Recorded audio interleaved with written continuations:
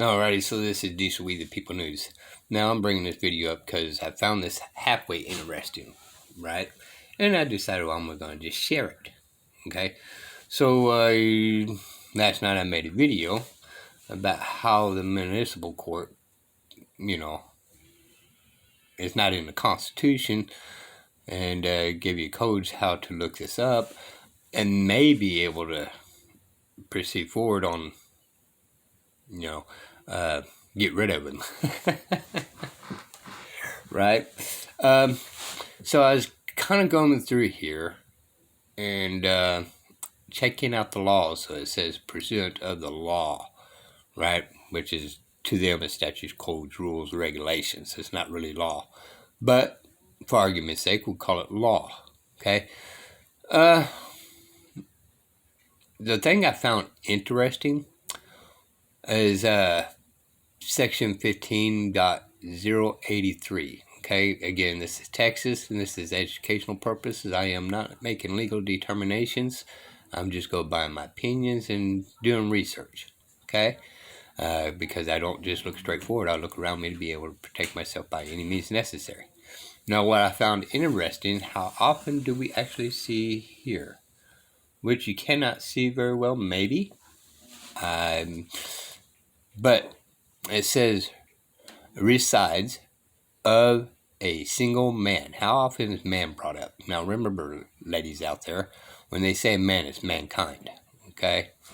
Supreme Court is saying that man and woman is basically one and the same. When they're one and the same, it's just talking about mankind.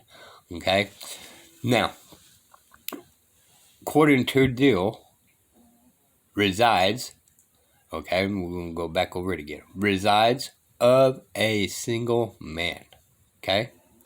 This is what they're using. Okay? And this is that trickery words again, y'all. A single man's, with an S, resides is where he boards. B-O-A-R-D-S.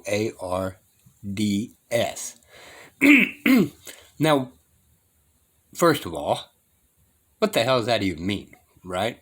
What legal determination or definition of word for that word, right? Now, on here it says Act 1985, 69th LEG, and /CH 559, Section 1, SEC 1, and then it has this /EFF September 1st, 1985. Okay, this is when they came up with this crap. All right, but the interesting thing is, on my behalf, is they particularly put man. Okay, now when you come down here, of course, you could do your own research of all these other words, right? Now, resident. Okay, unknown. Let's see here.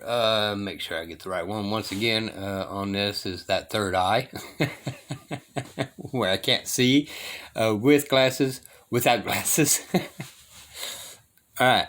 So, a suit against a non-resident, okay, of this state or agent.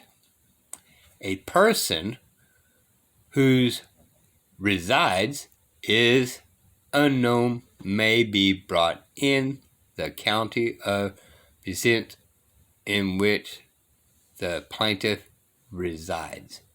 Okay?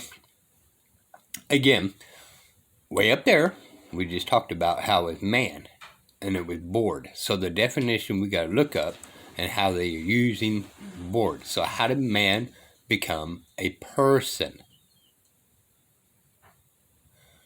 We talked about this all through my videos. Quit accepting persons. So how did they transfer that power from man to person? Okay? And I just thought it was interesting. And then when when I say I'm non-resident, but in this instance right here, when you read between the lines of these other deals, what they're saying is basically any other state or, I may own this property here, but I may own more property in another county. So I'd be an unknown resident. Okay? Again, these are their trickery of words. Okay? But I just thought it was interesting they used a man board. And how did they get a man transferred into person? So everybody out there, and most people read it and don't even think about, hey, I need to find out the definition of board. Board a ship, board a county commissioner seat, aboard a city, aboard a county. So these are questions we got to ask, right? Because they're going under the assumption of possessions. We always stay in silence with acquiescence and tacit agree to everything. Well, no. We need to ask questions. What's the definition of board?